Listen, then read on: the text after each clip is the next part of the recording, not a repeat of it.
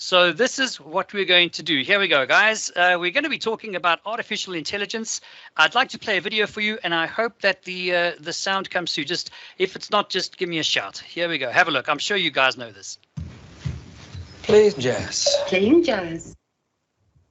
Oops, sorry. Smoothie. Making smoothie. Calendar. No meetings today. This is my future Remember, house. dentist at 9:30. Fire off. Fire off. Open door. Door open. And we're gonna do one more. Oh, yeah. Open door. Wrong voice command. Oops, sorry. Open door. Wrong voice command. Open. Open door. Repeat that. Open door. I didn't understand that. Hey, open door. Play on the floor. Open the door. Open the door. Wrong voice command. Error. Hey, there. With a rock. Open door. Open door. Open door. Open door. Higher. Higher volume. Higher. Higher. Okay, so I hope you enjoyed that. I hope it played okay on your side. So anyway, you can look that up on YouTube. It's very funny. So yes, artificial intelligence, not some companies which need it. Okay, did you guys see that very quickly? No? Okay, so what is artificial intelligence? What is AI? Basically, AI, artificial intelligence, refers to the simulation of human intelligence in machines that are designed to think and act like humans. So these machines are intelligent because they can be trained to perform tasks such as recognizing speech, making decisions, and solving problems which would require human intelligence. All right, so let's see what we can do in terms of AI. Here we go. Did you know that AI was actually originally presented and started being researched in 1956 at that spot on Google Maps right there? Long time ago, guys. Yes, I was not around at that time. Okay, so why? Why do we have artificial intelligence? In order to understand why we have AI now, we have to look at what were the initial goals for the development of artificial intelligence. Like I said earlier, it was to be able to create machines. These machines are meant to perform tasks. Do you guys know what that is? Do you know what that is? That is so cool. It's called a Roomba. It goes around and it vacuums and sucks up the dirt on your floor and stuff. They're very expensive though. I want one. I want one. Anyway, moving on. That require human intelligence. So yes, it's creating a machine to perform a task that requires a human brain in order to do the task. There we go. So what are these tasks that we need to choose or train the machines to do? These tasks are things like recognizing patterns, understanding natural language, okay, solving problems. What else? Oh, I hope you're not hearing my dogs going insane there. I apologize. Wow, I need to go solve that problem. And making decisions.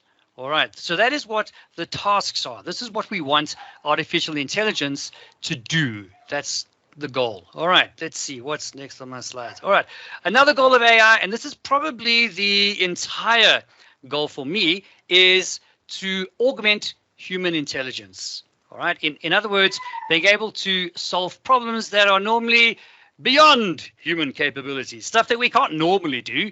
So we need artificial intelligence to help us to do these things. All right. So that brings us on to this lovely new program, which everybody's raving about, called ChatGPT. ChatGPT. Oh, that's Michelle's computer. Just go back there. I actually asked her to send me a picture of her computer. It's gone. Oh, wow. I can't. Oh, jeepers. That's a lot of slides. There you go. That's what Michelle does all of her brainline work on. Do you see? Do you see why she stresses doing her pets? Anyway, moving on. ChatGPT. Everyone say, what is ChatGPT? Especially the GPT. Does anyone know what that actually stands for? We're probably going to have all kinds of funky acronyms here. You know what? Go in the chat. You know what? Go in the chat there and type out what you think GPT should stand for. Like good. pretty talk. I don't know. We'll make it up. But let me tell you what it is. All right. I'm going to help you guys out before you do it. Gauteng province. Generative, pre-trained, transformative. Transformer. Generative. Now, I know this is riveting stuff. I know you guys are really, this is what you want to know as CAT teachers. But I just thought you should know what it stands for. That I have no idea. I mean, I'm not even going to bother talking about it. It's kind of like if Google was a person and you could interact with Google as a person and you could talk to them. All right. That's what ChatGPT is like. It's a conversation-based artificial intelligence that you can chat to. All right. So here's some of the techie stuff for the nerds among us, because we do have some nerds. OK, yes, I'm looking at you. I'm looking at some of you on the screen right now. Nerds. OK, advanced natural language processing, NLP language mode. It uses deep learning algorithms to generate human-like text based on input. And I mean, you've seen this. I'm sure you've all played with ChatGPT already. You've asked it all kinds of things. Hey, like, how do I cook a chicken over a candle and stuff like that? Okay, first you have to kill the chicken. It does not like candles when it's alive, let me tell you. And it's also trained on a massive amount of text data, allowing it to generate coherent and contextually appropriate responses to a wide range of questions. Now, this is the important thing that I noted, actually. ChatGPT is trained on text data. It's at the moment not alive. It's not a live connection online, so it won't go and find live information. It's actually already got everything up until 2021. If you've looked at it, it actually includes everything up until 2021. I think that will change. It will become a lot more advanced in terms of accessing live real-time content. Like you could say, what is the weather right now in this country and what's it going to be like tomorrow? It'll be able to do that for you because it'll access live real-time information. At the moment, it's just text. Oh, I got to move my bucket of water. Oh, there we go. At the moment, it's just text and yes, chat. It's chat. It's what you do. Talk to it. You're basically talking with a robot. Okay, it's nothing new. Actually, you've had Hey Siri and Hey Google and I don't know what other ones there are. Those are the only two I know. But you've had that for a while. We've actually had AI and chat. Alexa, thank you, sweetie pie. There you go, Alexa. And I think that's her actual voice. That's what she sounds like when you talk to her. Cortana, oh geez, no. Cortana and I, we don't get along. So, what, Cortana? Here we go. So, what can Bixby? Oh no, you're right, Bixby. Oh, I killed Bixby after 3 days. I'm like, I kept every time I hit. Never mind. What can ChatGPT do? And I asked ChatGPT, what can it do? Here, it can complete text. It can answer questions. It is very good with translating languages, although it is limited in how many languages it supports. At the moment, it does support Afrikaans, and it's actually pretty good. Give it a try. We went in my one class, we asked it to write a love song in Greek. We then translated it into English, and then we translated it into Afrikaans, and then we translated it into Romanian. And things got out of hand at that point, but it did work quite well for a little while. Mika, it is very bad at maths. It can be. You're right. It can be. I think if you're asking it to solve, maybe you can tell us a bit later your experience of. Well, I'm very bad at maths. I mean, what's wrong with it? I don't mind. Text summarization. It can summarize text. I asked it to generate a synopsis on this, and oh, guys, there's plenty. Conversation generation. It can generate creative writing. It's really, really good. It can create poetry. Oh, it's beautiful. Create song lyrics. Guys, try this. Get it to create like songs about the motherboard or RAM or the information and communication technology processing cycle. I don't know. Try stuff with CAT, okay, and see what it does. And it's fantastic. I've been using it to do a lot of coding in Microsoft Excel in terms of Excel VBA.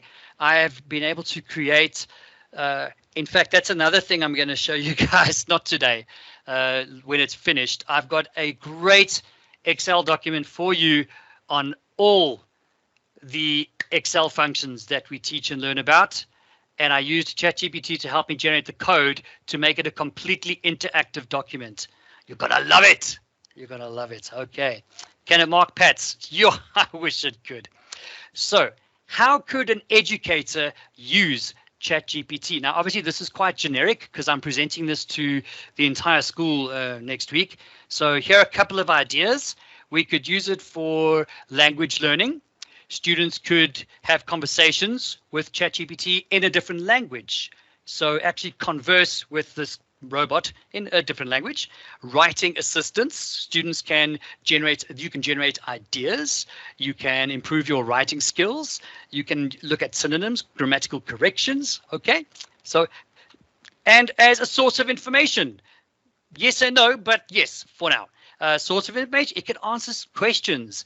And you know what, I'm not going to show you what you can do with it. You got to go and actually just sign up and just play with it and just see. What I have learned is that the more information you give it, the more details you provide it with your prompts and with your conversation, the better it is. Okay, if you're very broad, if you're very non-specific, it's the same back. It's very broad and non-specific. But if you are quite specific in what you would like to know or have it generate, it's actually pretty darn good. And of course, for exam preparation, they can create sample test questions. You can create sample test questions for students. I asked it to create a test on Microsoft Word to test a beginner's level of their knowledge or skills of Microsoft Word and provide a marking rubric for me to mark it. And it did it. And it was very good. It needed a little bit of tweaking, obviously, because it doesn't know exactly what you want. I tweaked it a bit, and I can actually use that if I wanted to. Right. So normally this is at the part where I would ask you some of your ideas. Does anybody want to come up with an idea? How would you use ChatGPT for computer applications technology? Anybody?